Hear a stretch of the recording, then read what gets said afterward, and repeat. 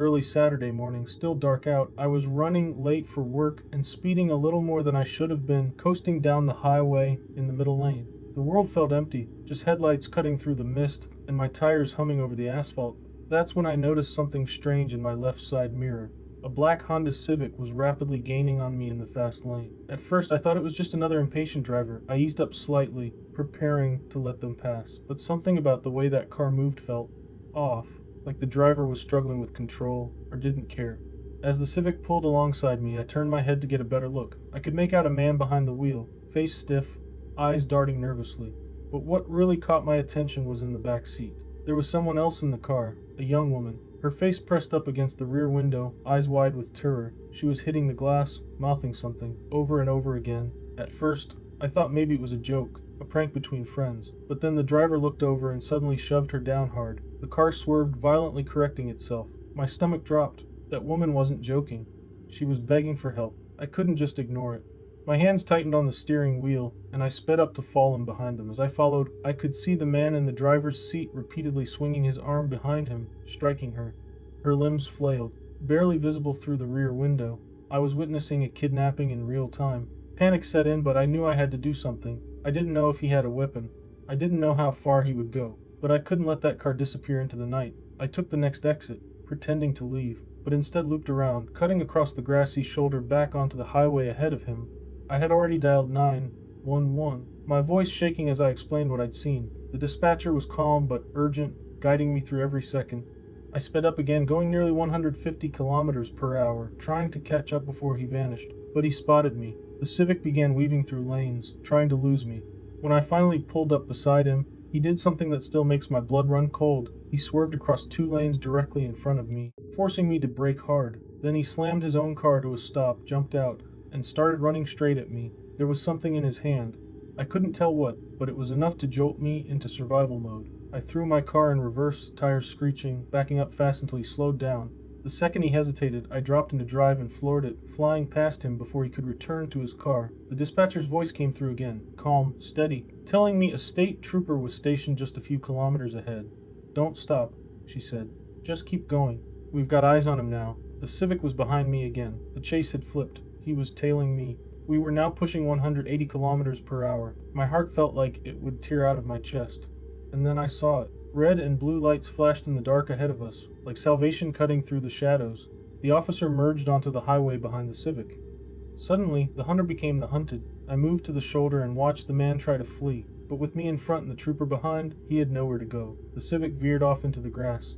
I stopped several car lengths ahead, not daring to get too close. I didn't know what he was capable of, but I watched as the officer exited his vehicle, weapon drawn, commanding the man to get out with his hands up. He hesitated, but eventually complied. Moments later, another patrol car arrived. Together, they forced him to the ground and cuffed him. Then they opened the back door. The woman inside was bruised and trembling, but alive. Tears streamed down her face as she stepped out, collapsing into the arms of one of the officers. When she saw me, she just kept repeating, "Thank you, thank you.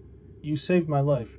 It turns out the man was her ex-boyfriend. He had shown up at her house and announced, demanding she speak to him. When she refused, he lost control, attacked her and forced her into his car. He activated the child lock so she couldn't escape.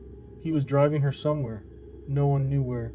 But the way she looked in that back seat, it didn't seem like she was supposed to make it out alive. I still think about that morning sometimes, about how easily I could have dismissed it, how close she was to vanishing forever. Not all cries for help are loud. Some are silent, some are behind tinted glass, barely lit by passing headlights. And sometimes, all it takes to save a life is paying attention long enough to see them. Earlier today, I had a conversation that left me genuinely unsettled. I was talking to a woman, seemed totally normal, grounded, and then out of nowhere, she told me something that made my skin crawl. She said there's an eye in her couch, not a mark or a stain, an actual eye, peering at her from the cracks between the cushions. Watch at first. I thought she was joking, but she wasn't. She said the eye messes with her sometimes, moves things around, knocks stuff over. But here's the weird part, she's not afraid of it. She told me she doesn't feel like it wants to hurt her.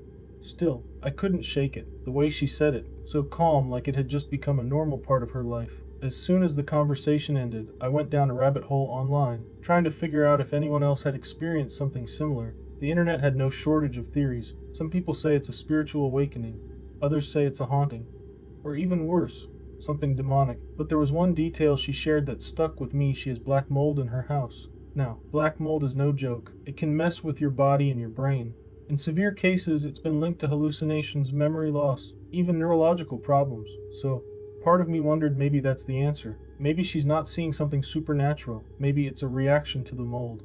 But the story didn't end there. I kept asking questions, part curiosity, part concern.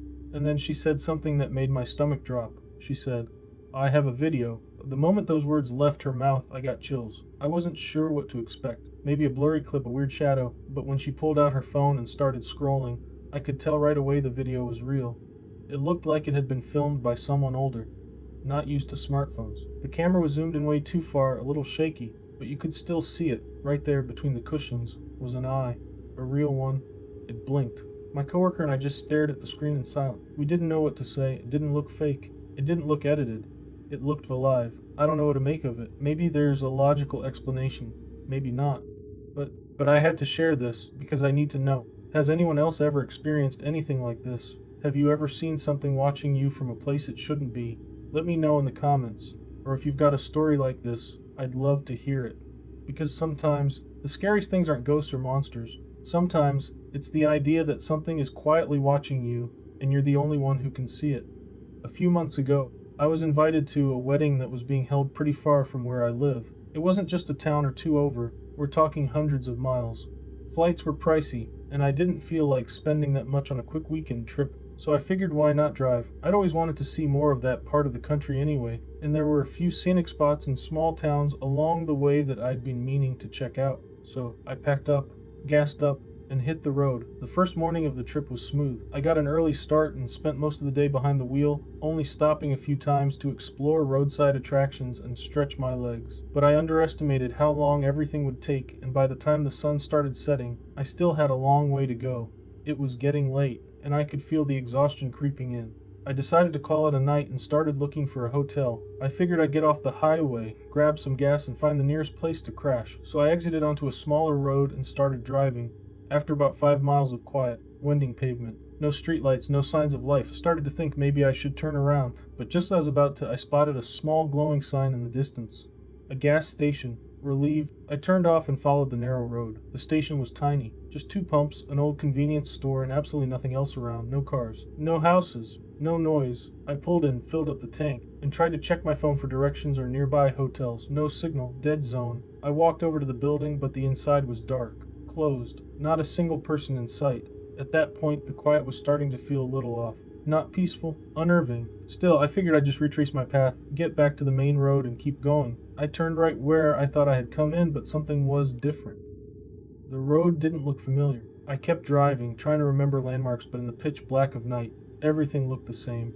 Eventually, I spotted a highway sign, the exit I needed. Finally, but as I got closer, I saw flashing lights and barricades. Roadwork. A big truck was blocking the entrance, forcing me to turn off again. Frustrated, I followed the Dieter signs, hoping it wouldn't take me too far off course. But after just a minute or two, the road I was on came to a dead end. No warning, no road closed signs, just pavement that suddenly gave way to thick, dark forest. I stopped the car, checked my phone again, still no service. And then I got this overwhelming sense that I wasn't alone. I glanced up, and that's when I saw them, figures, people, emerging from the tree line. At first, I thought my eyes were playing tricks on me, but no, there were at least 6 or 7 of them. They looked like they were carrying something, sticks, tools, or weapons. It was hard to tell, but what was clear is that they were walking straight toward me. I didn't wait to find out what they wanted. I slammed my foot on the gas and tore out of there. As I sped down the road, adrenaline pumping, I heard a click. Someone was trying the back door. I looked in the rearview mirror, and I saw one of them, running after the car. Trying to grab the handle, I swerved and kept going. Eventually, I lost sight of them. Heart racing, I tried to retrace my way back, but nothing looked the same. The roads twisted in ways I didn't remember. When I got to the place where the detour sign had been, it was gone. Just empty road. Eventually, after what felt like forever, I found the gas station again. Same pumps, same empty building, still no signal. I kept driving. Took every turn I could find. For hours, I didn't see another soul. No headlights, no houses, no noise. But just as the sky started to turn gray with early morning light, I found the highway again. A few minutes later, my phone buzzed. Signal. I was back. I found a hotel a couple exits away and checked in without saying a word. I didn't sleep much that night. And honestly, I still don't know what to make of what happened. I don't know if it was some isolated, backwoods danger or something stranger. But I do know this, I've taken a lot of road trips in my life. That was the first one that made me feel like I'd barely escaped something I was never meant to see. And I hope I never experience anything like it again. I grew up in one of those quiet little towns where life drifts by slow and steady. You know the type: white picket fences, kids riding bikes down the street, and the kind of neighbors who feel more like family you've known forever. The oddest thing around was old Mrs. Harper, who'd water her garden at midnight like clockwork. That was about as strange as it got. But everything changed the summer I turned 17. At the far edge of Maplewood Drive, a dead-end street that backed up to thick forest, a new housing development started. The crew cleared out the trees, dumped gravel, and before long had laid down smooth blacktop in a neat little circle. They poured foundations for 5 or 6 houses, and it seemed like the neighborhood was finally growing. Then it just stopped. The workers disappeared. The machines went silent. The whole site fell eerily quiet. All that was left was a half-finished circle of asphalt, weeds sprouting through cracks in the concrete, a single crook porta-potty, and an old bulldozer rusting in the dirt like a forgotten relic. Weeks slipped by, then months. Nature crept back in. Tall grass swallowed the gravel. Wrappers and trash drifted through the lots like lost leaves. But what was really strange, no one bothered to clean it up. The city never showed. Nobody mentioned it. It was like the whole town pretended it wasn't there. We started calling it the Forgotten Loop. And I mean that literally. My GPS wouldn't even recognize the new road anymore. It was as if it vanished from every map, digital or paper. It was unsettling, like something about that place was just wrong. Then came the night that changed everything. It was early July, hot, sticky, the kind of night when the air feels thick and still. My friend Jenna dared me to walk all the way around the loop and back. Seemed simple enough. I was 17, reckless, and a little curious. I grabbed my flashlight, shrugged, and stepped in. I remember the gravel crunching under my shoes, the shaky beam from my flashlight flickering in my hands, but almost immediately something felt off. It was too quiet. No crickets, no wind, no distant cars humming on the highway. Not even the sound of my own footsteps. It was like someone hit mute on the whole world. I felt like I was wearing earplugs, but it wasn't me. It was the space itself. Then at least the shadows started to move. I stopped and shone my flashlight toward the bulldozer. That's when things got weird. The light didn't reach it. It just stopped, like hitting some invisible barrier just a few feet ahead. Then the beam started to bend, shimmering like heat waves on a summer road. But this wasn't heat. It was something else, something alive. The shimmer twisted into a shape, a human figure. It stood about 10 feet away. No face, just static, flickering like an old TV signal. Then I heard it, a low humming, not in my ears but inside my head, a dull vibration that grew louder the closer I got. I didn't mean to, but my hand moved forward on its own. The moment my fingers brushed the figure, the humming stopped. The shape vanished, and my flashlight shut off. I ran. I didn't think, I just ran. Back at Jenna's, she looked pale and shook. She told me I'd been gone over half an hour. I swore it felt like minutes. I didn't believe her until I checked my phone. 20 missed calls from my mom. The clock read midnight.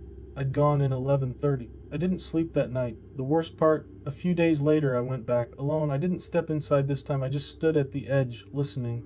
Voices. Hundreds of them, whispering one word over and over, layered like a chant from nowhere but all around me. Stay. I turned and walked away. Never went back. Weeks later, the city came in the dead of night and tore everything up. No warning. No signs. The road was ripped out like it never existed. Now it's just forest again. I checked online maps a while back. One image still showed the broken road, but every time I refreshed, it glitched, blurred, like the world itself was trying to forget. It's just woods now. But sometimes when I'm out walking my dog near the edge of Maplewood Drive, he stops, stares, growls at nothing visible. And in the heavy silence of the night, if I listen close enough, I still hear that voice, soft, distant, impossible to ignore. Stay. When I was 8, I came across an old shadow box. You might have seen something like it before, or maybe made one for a school project or a club. I didn't know what it was called back then, just a long wooden case with a round hole on each end and several frosted glass diamonds set into the top. I found it behind the deserted Willow Creek Elementary, resting like a forgotten gift on a pile of broken crates and torn insulation. Even though I didn't know what it was, I could tell it was something special. There was no obvious way to open it, and its weight, the craftsmanship, even the carved wood all hinted at something unusual. Then I looked through one of the holes. Sunlight filled through the frosted glass above, scattering soft beams that danced around the tiny figures inside. I was looking into a house, probably the living room. The figures were rough shapes, barely human, yet somehow I understood who they were. That one was the mom, the dad. There were 2 kids, and on the couch arm, a gray shape I thought was a cat. They all sat together, watching a small box I assumed was a TV. I didn't understand the point of it all, but it felt like a treasure. I took it home, nervous my parents might think I'd stolen it. When my dad saw it that night, He asked where I'd found it. I lied, saying the woods instead of behind Willow Creek. Something bad had happened there years ago, and people still stayed away. He looked at me for a moment, then picked up the box and peered through one of the holes. That's a strange thing, huh? Looks like game night, he said, tussling my hair and handing it back. Good find, kid. You're going to be an explorer yet. I smiled, relieved, but also confused. Game night? Later, back in my room, I turned on my bedside lamp and looked inside again. The scene had changed.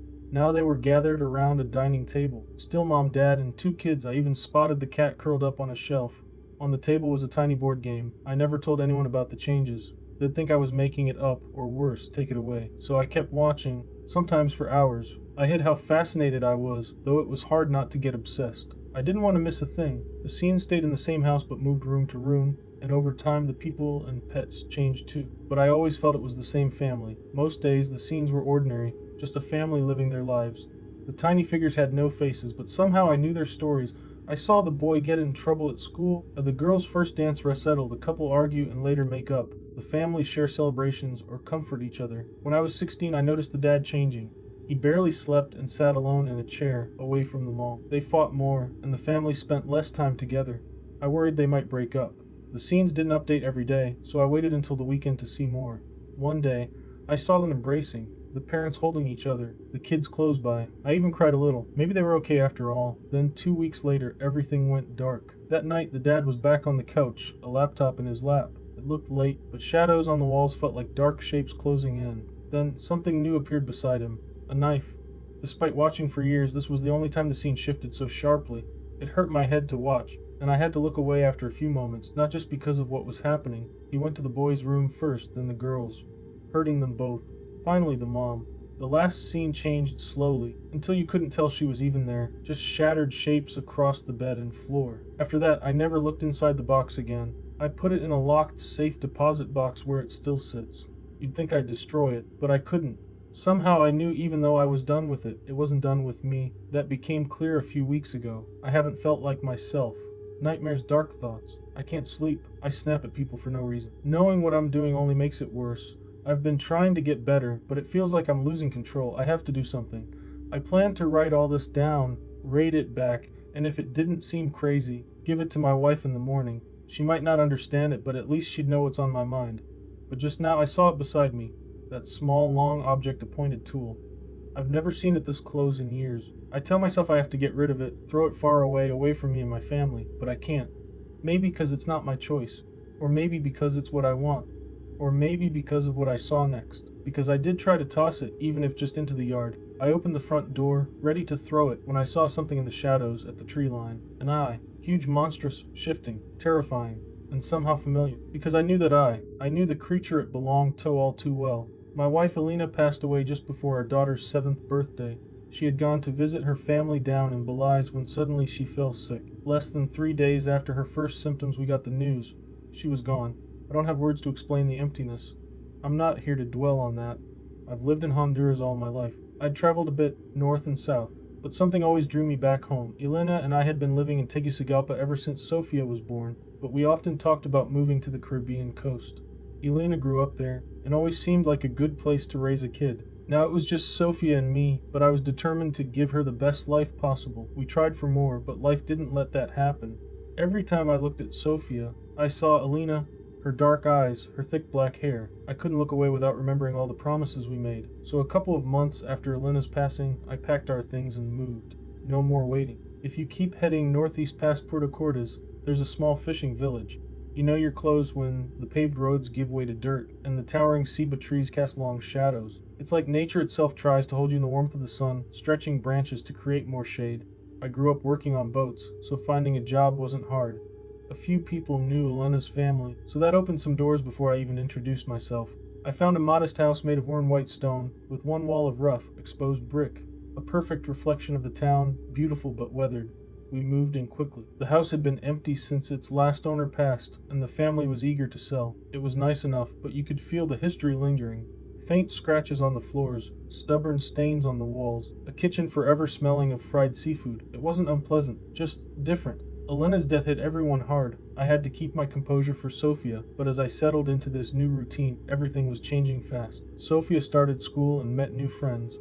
I guess I was supposed to do the same. It's silly to worry if your coworkers like you, but when you're my age, the few social bonds you have matter. As I adjusted to village life, I spent hours near the sea. Boats came and went at all hours. There was one pier station open 24/7 where everyone checked in, staffed mostly by bored teenagers who waited silently behind dusty window. The smell was the hardest to get used to. Salt fish and sea foam sickly sweet and sharp, hitting you like a left hook from an expert boxer. On my first day I arrived early, just in time to see the first fisherman unload. A weary man, probably in his 50s, pulled a cart stacked with coolers and gave a tired nod to the kid in the booth. He sat beside me on the bench. Maybe he was overworked, maybe a little drunk, but I could tell something was off. His eyes, heavy with dark circles, locked on me. "You're new here," he said. "Blunya," I replied.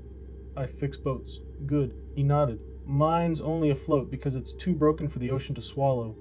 "She's not picky," I smiled. "What?" I said. "She's not picky."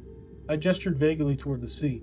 "Don't pretend you know her, amigo," he warned coldly. "You don't know her like I do. I'm just making conversation." "Well, I'm here to make it interesting," he said, pointing a finger. "Don't think you can understand this place in a few days. There's history here, bones beneath the waves. You get me?" "I hear you," I said. "Respect." He got up, dragging his cart with a loud thump against a nearby wall. Two young women met him, carrying the coolers inside, tired smiles on their faces, but he waved them off. "Don't mind Javier," someone said. "He's a bit off." I turned to see my new boss, Matteo. He'd been watching quietly. I stood up quickly and shook his hand. "He's older than he looks," Matteo said. "Been grumpy since he was a kid." "Grumpy's part of the charm," I smiled. "That's what makes a town." "Yeah." Matteo grinned. "Let's hope we're both grumpy old men someday." Matteo's workshop felt like home. Photos on the walls, music softly playing, a mix of Motorola and aged rum in the air. Matteo was pure gold. If "Don't worry, be happy" had a face, it would be his. His green shirt looked older than Sophia, and he stroked his scruffy mustache when he tried to look serious. I thought he looked like a scruffier Freddie Mercury minus the teeth. That day, we worked on a private boat's engine. Leisure stuff, nothing heavy duty. A client came by complaining about stalling. Matteo thought it was trash in the propeller from staying near shore, but I convinced him to check deeper. We found engine damage that could cause a breakdown soon, so we fixed it fast and cheap. Matteo barely charged. "Good business," he said. "If you keep the rich folks happy, they won't go anywhere else," he said. By day's end, we stood outside the shop, smoking. I hadn't smoked since Alina died, but figured, why not? One puff had me coving. Matey noticed but didn't ask. Instead, he pointed at a shed near the pier. "See that?" he said. "What do you see?" "Cheap roof." "No, look closer." "What's on the roof?" I squinted. Two seagulls. Exactly. Two seagulls. But something odd about them. Besides not dropping anything on me. No. Yeah, but that's it. Gulls are everywhere, right? Listen. I took a long drag, then tilted my head and closed my eyes. The ocean's pulse throbbed, mixed with clatter from nearby houses. No gull cries. "They're silent," Machio said. "No screeches, no attacks. They stopped laughing." "No way." "No, I'm serious," he smiled. "So many have died at sea, the gulls lost their laughter." "Who says that?" "Javier loves those birds. Feeds them every night before he leaves." I didn't question it. Grumpy folks love animals. Next door, I grabbed some cheap seafood stew for Sophia and me. On the way home, some locals glared, others waved. They'd warm up, I thought. At my street, dozens of seagulls sat on rooftops watching. They were quiet. Too quiet. As I approached, one suddenly screamed, not a scream, a laugh. Then others joined in. A broken. Sophia at last waited inside. I greeted her and told her about boats. "I don't like the ocean," she said. "It's too big. Scary. That's what makes it fun. You can swim for hours and find new things. I like you two better." A smirty. Later, I noticed a lone gull outside the kitchen window, staring in. When our eyes met, it laughed, not like normal gulls. Next morning, I met Javier again by the pier. He had 5 coolers. "They say you know the gulls," I said. He nodded. "They're my kids." "What does it mean when they laugh at you?" He looked worried. "They laugh at you?" "Yeah, yesterday they did." "That means misery's coming, amigo. You got the ladder of the sea. They see it in you." "What do they see?" "Darkness. You hide it from most, but not from my gulls. They laugh at that." "Why?" "Maybe they want you to hold your head high. Maybe you bring them down. Maybe you don't belong. Could be anything." He left without another word. "You think you belong here." He called back, chuckling I had no answer, and from the rooftops the gulls laughed again.